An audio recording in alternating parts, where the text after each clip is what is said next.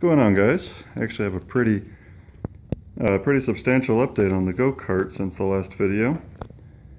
So as you can see, there's now a seat installed, and the seat barely is big enough for me, but I do fit into it. It's snug. It's an extra large. There was only one size larger than that, and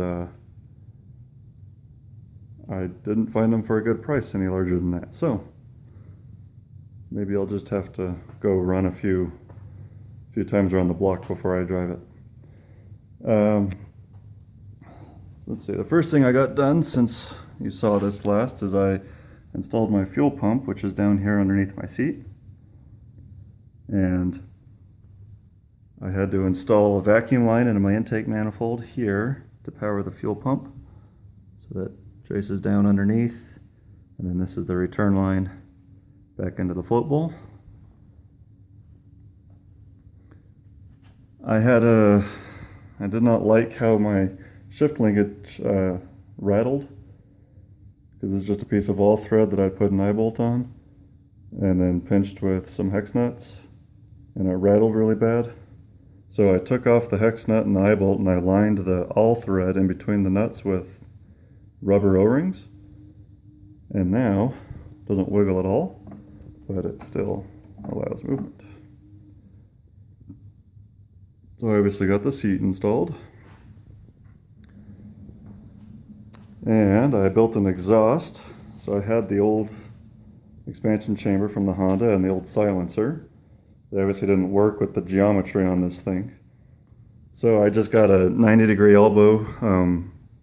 This is 3/4 inch conduit from Lowe's, and welded it here and here, and then welded on one of the old exhaust little clamps that I had laying around. Welded that onto the frame.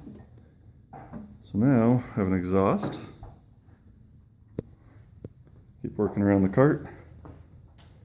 This is the front brake off the Honda, and I had to build a bracket that goes from here all the way down, and it engages the two bolts that go in to hold the axle bearing, and then that comes up and sits on the disc.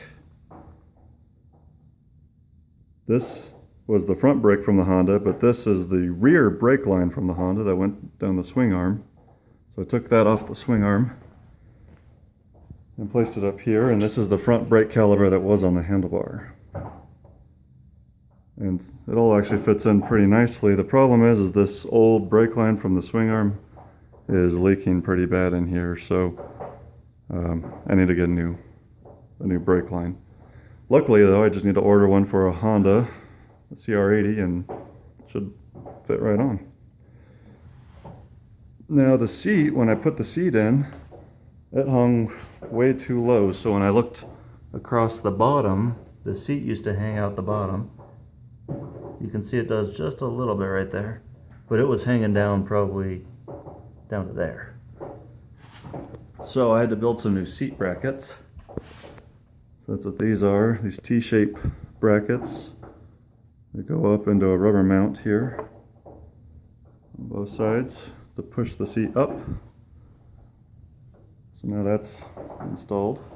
I installed my clutch linkage, or clutch lever. So this is actually from eBay, just a CRG shifter cart clutch lever. But all that it came with was just the lever itself. So I had to get creative here. This is actually the perch that used to be set on the handlebar of the Honda. And I built this steel bent bracket here to hold it. And it bolts on to the handlebar, or not the handlebar, the steering column adjustment holes. Just bolts on through there. And now it operates the clutch.